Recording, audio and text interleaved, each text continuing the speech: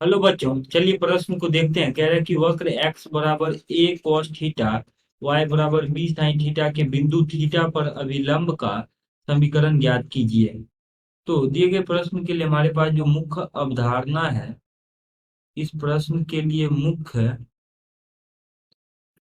अवधारणा यदि हम देखें तो किसी वक्र के लिए अभिलंब का समीकरण, किसी वक्र के लिए अभिलंब का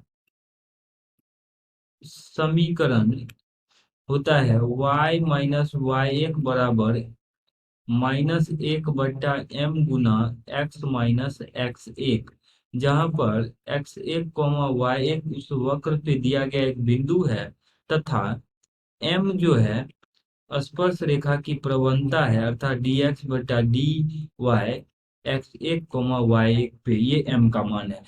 x1, y1 और m का मान ज्ञात करते ही हम अभिलंब का समीकरण ज्ञात कर पाएंगे। अब देखिए यहाँ पर y बराबर b साइन थीटा दिया गया है। अगर हम यहाँ पे थीटा के सापेक्ष अवकलित करें तो dy/d थीटा का मान आ जाएगा b cos थीटा। इसको समीकरण एक मान लेते हैं।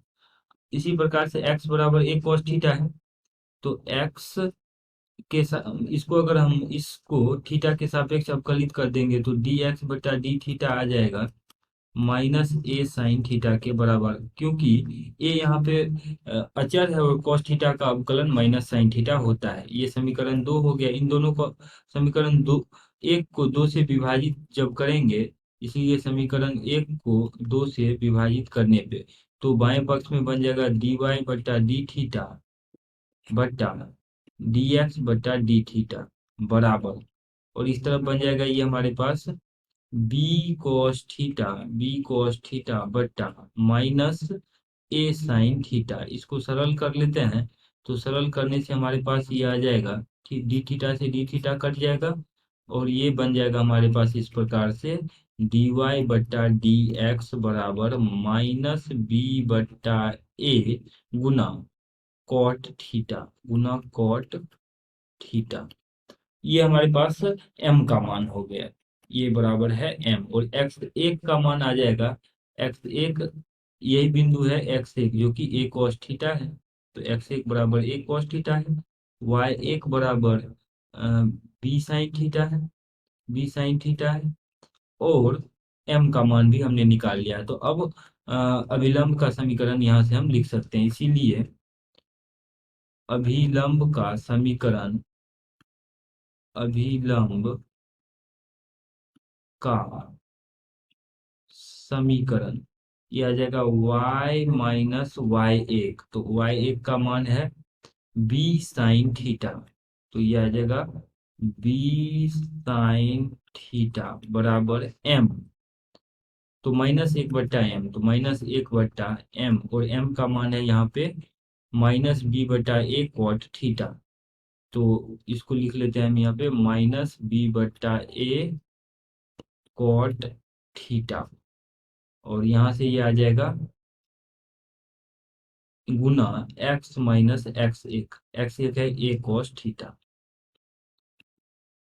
अब देखिए इसको सरल कर लेते हैं हम, तो सरल करने से हो जाएगा माइनस से माइनस ये चिन्ह कट जाएगा और बच जाएगा y minus b sine theta बराबर a ऊपर चला जाएगा, तो ये 1/cos थीटा को हम टेन थीटा भी लिख सकते हैं, तो ऊपर बन जाएगा a टेन थीटा बट्टा b, a टेन थीटा बट्टा b, और यहाँ से ये बन जाएगा गुना x, और x